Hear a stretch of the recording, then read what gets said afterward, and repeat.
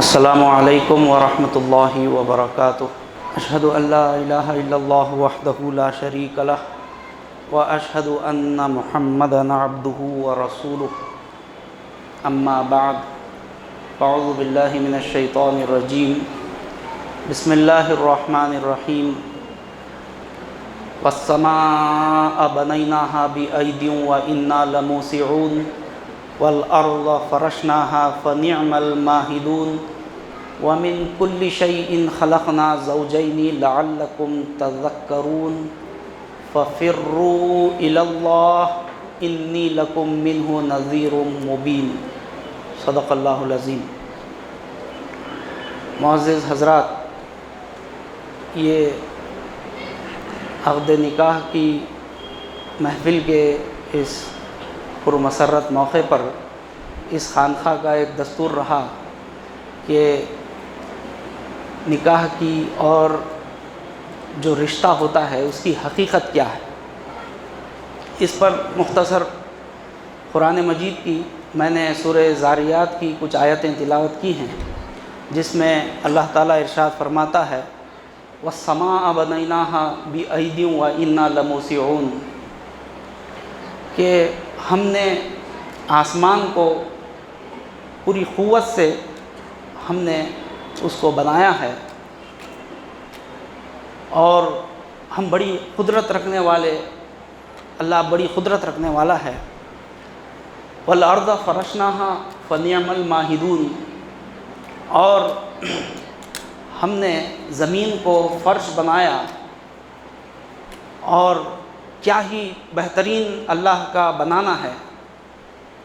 وَمِن كُلِّ شَيْءٍ خَلَقْنَا زَوْجَيْنِ لَعَلَّكُمْ تَذَكَّرُونَ، اور مزید آگے اللہ فرماتا ہے کہ ہم نے ہر چیز میں ہم نے جوڑے بنائے۔ وَمِن كُلِّ شَيْءٍ خَلَقْنَا زَوْجَيْنِ لَعَلَّكُمْ تَذَكَّرُونَ، تاکہ تم اس سے کچھ نصیحت حاصل کرو۔ یہ جوڑوں کا جو ذکر کر رہا ہے اللہ تعالیٰ، اس سے سبق حاصل کیا کرنا ہے، اس سے نصیحت،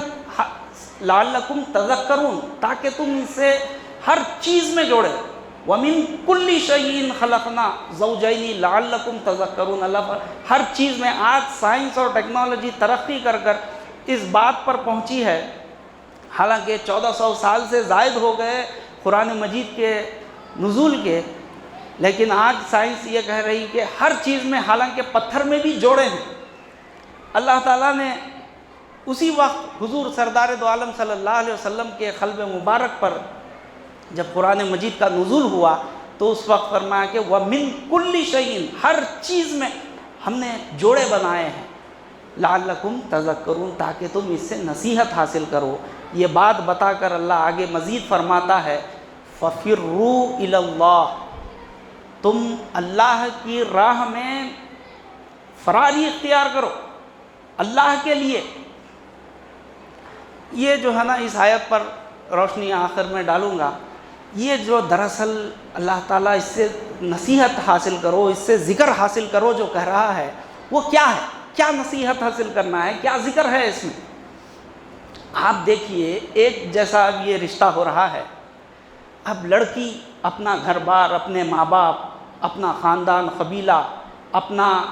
محلہ، اپنا وطن، سب کچھ جو ہے نا خیر بات کہہ کے اپنے جوڑے سے ملنے کے لیے بہت ساری چیزوں کی قربانیاں دے کر آتی ہے۔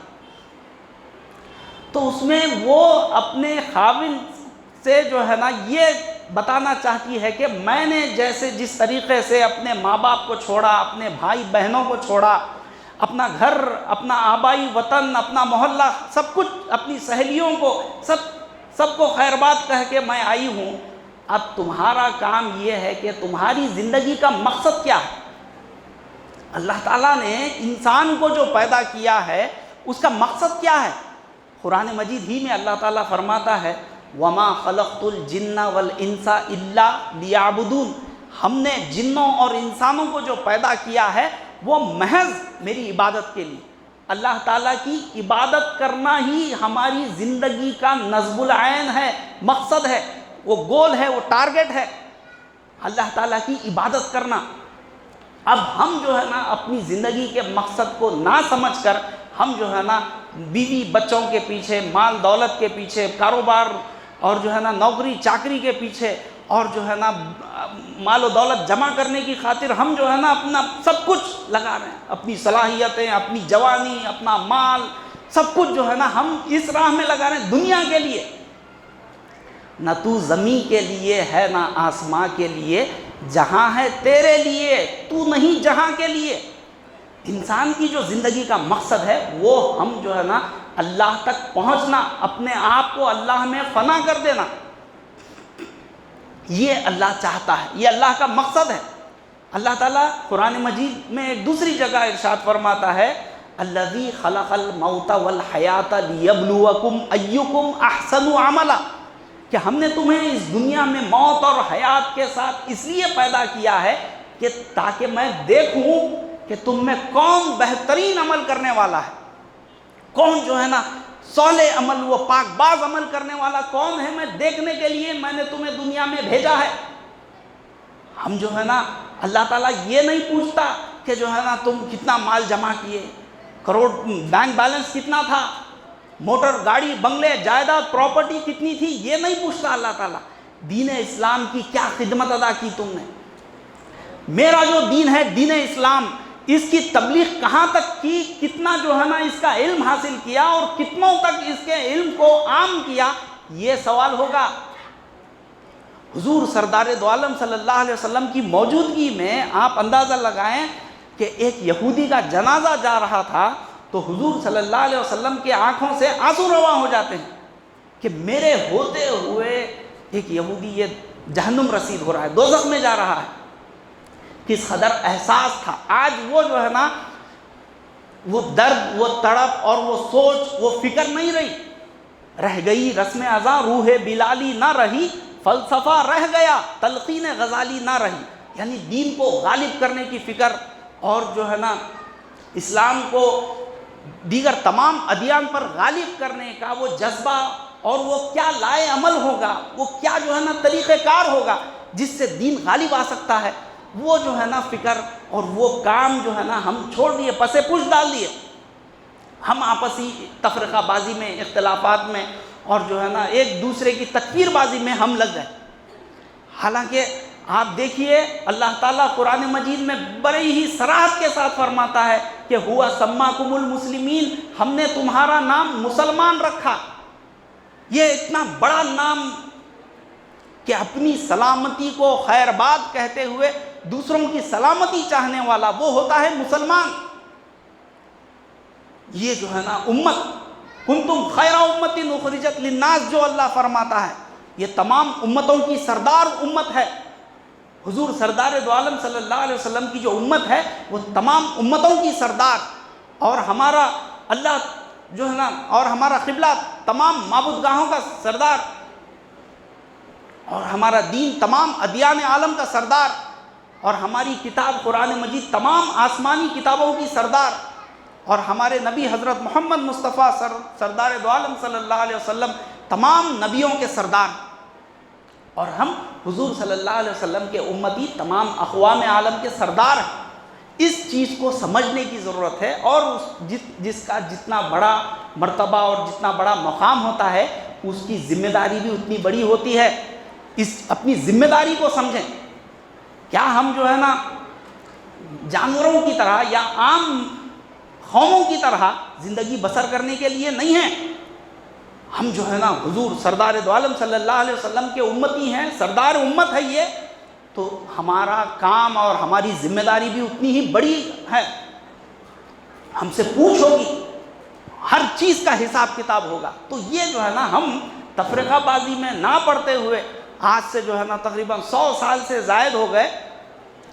بانی تحریک حضرت مولانا صدیق دیندار چند بسویشور صاحب قبلہ قدس اللہ سرہ العزیز نے اس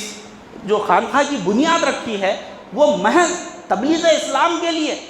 کہ دیگر مذاہب میں ہر مذہب کے لوگوں میں دین کی تبلیغ ہو، دین کی دعوت کو عام کیا جائے، ان کو جو ہے نا اسلام کے آغوش میں لایا جائے، ان کے اندر جو غیر مسلمین میں جو تعصب ہے، جو نفرتیں ہیں، جو عداوتیں ہیں، اس کو ختم کیا جائے۔ یہ جو ہے نا اس نصب العین کو لے کر اور اس کام کو لے کر اس خانقاہ کی، اس انجمن کی بنیاد رکھی گئی تھی، تبلیغ اسلام کے مشن کو لے کر ہر مذہب کے لوگوں میں۔ آپ دیکھیے حضور صلی اللہ علیہ وسلم اور صحابہ اکرام کی تاریخ کو اٹھا کر دیکھیے کہ کیسے انہوں نے عیسائیوں میں اور جو ہے نا ہر یہودیوں میں، نصرانیوں میں، ہر مذہب کے لوگوں میں جا کر دین کی دعوت دی، کلیساؤں میں، گرجا گھروں میں، میلوں میں، بڑے بڑے بادشاہوں کے درباروں میں جا کر اسلام کی حجت پوری کر دی، اور یہ بتایا کہ یہ جو ہے نا ہمارا جو دین ہے وہ ایک عالمگیر مذہب ہے، ہمارے جو نبی ہیں وہ تمام نبیوں کے سردار ہیں اور خاتم النبیین ہیں، اس کو مان لو، ہمارے بھائی بن جاؤ، تم ہی حکومت کرو، ہم تمہاری حکومت کو چھیننے کے لیے نہیں آئے۔ یہ بتا کر جو ہے نا فتوحات کا سلسلہ شروع ہوا، لوگ فوج در فوج اسلام میں داخل ہوتے گئے، یدخلون فی دین اللہ افواجا۔ تو یہ جو ہے نا تھوڑی سی تفصیل میں اس لیے بتایا ہوں کہ ہم اپنی ذمہ داری کو، ہمارے مقام و مرتبے کو سمجھیں کہ اس امت کا کیا مقام ہے، ہماری کیا ذمہ داری ہے، اللہ نے ہمیں کس لیے پیدا کیا ہے۔ تو وہ جو ہے نا ایک لڑکی، ایک جو ہے نا عورت جو ہے نا یہ سبق دیتی ہے اپنے خاوند کو کہ میں جس طریقے سے اپنا سب کچھ قربان کر کے آئی ہوں، اسی طریقے سے تم جو ہے نا اللہ سے جڑنے کے لیے، اللہ میں اپنے آپ کو فنا کرنے کے لیے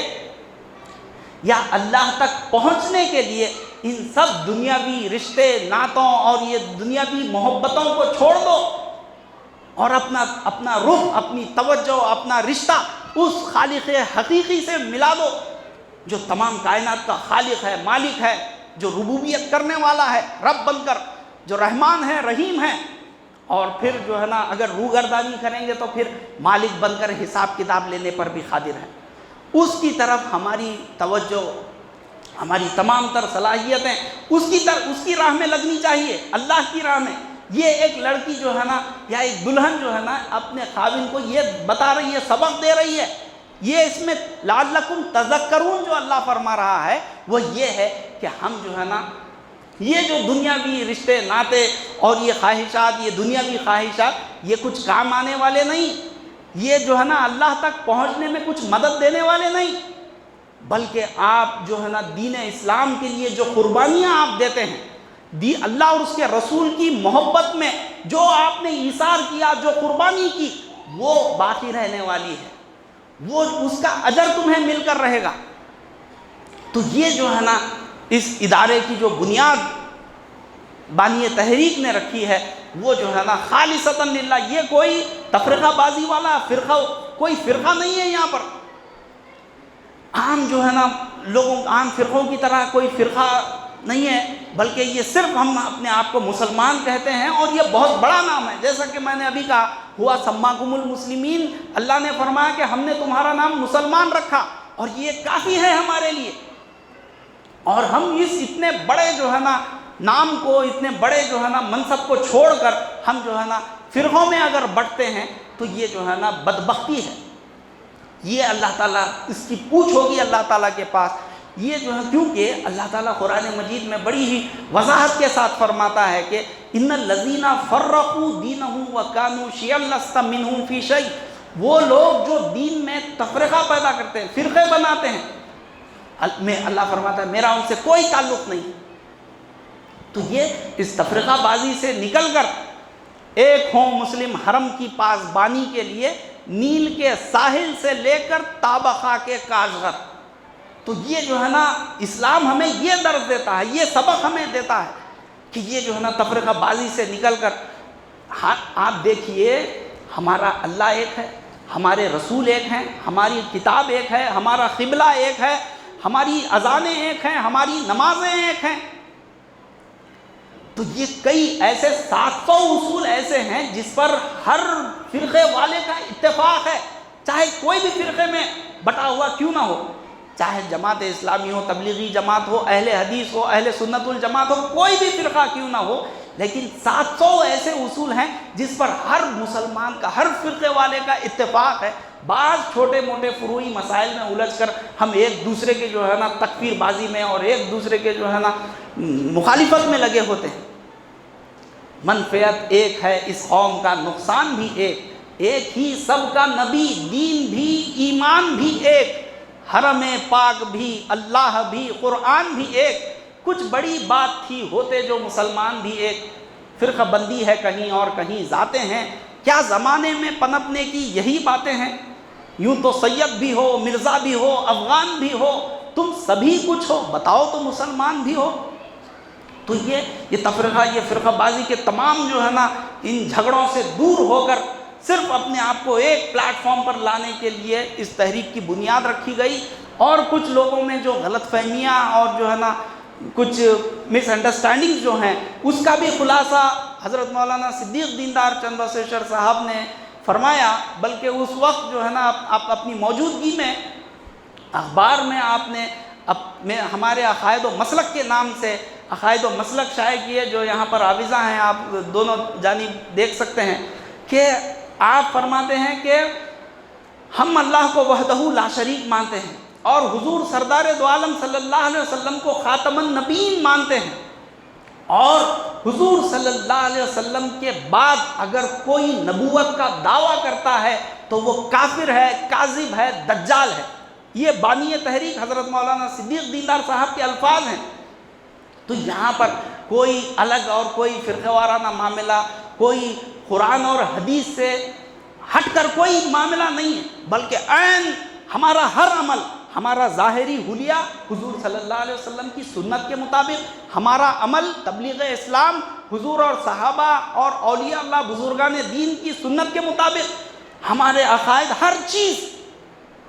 بڑی ہی جو ہے نا اس کی تفصیل ہے۔ وقت اس بات کا متقاضی نہیں کہ میں اس پر مزید روشنی ڈالوں۔ بہرحال یہ جو جوڑے جڑتے ہیں یہ اللہ کی جانب سے ہوتے ہیں۔ اللہ سے دعا ہے کہ اس جوڑے میں اللہ خیر و برکت عطا فرمائے۔ یہ میں مختصر سا تعارف دیتے ہوئے اپنی جگہ لینا چاہتا ہوں۔ یہ نوشہ جو ہیں یہ میرے بھانجے ہوتے ہیں، میرے چچا زاد بہن کا لڑکا ہے، اور مولوی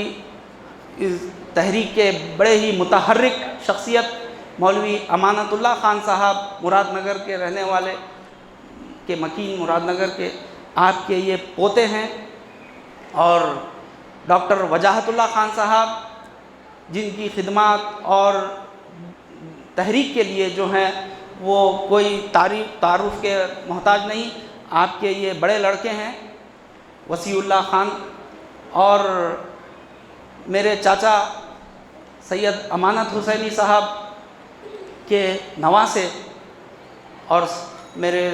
دادا محترم سید مخدوم حسینی صاحب کے پڑنواسے یہ ہوتے ہیں۔ اور یہ سراج صاحب جو مولوی وجاہت اللہ خان صاحب کے بڑا آپ نے ساتھ دیا، یہ ان کے بھانجے ہیں۔ اللہ جو ہے نا اس جوڑے میں خیر و برکت عطا فرمائے، اور اللہ اس جوڑے میں اتفاق، اتحاد اور نیک اور صالح اولاد عطا فرمائے۔ بارک اللہ لنا ولکم فی القرآن العظیم ونفعنا ایاکم بالآیات وذکر الحکیم، انہ تعالی جواد کریم عظیم والرؤوف الرحیم ورب حلیم۔ سبحان ربک رب العزۃ عما یصفون وسلام علی المرسلین والحمد للہ۔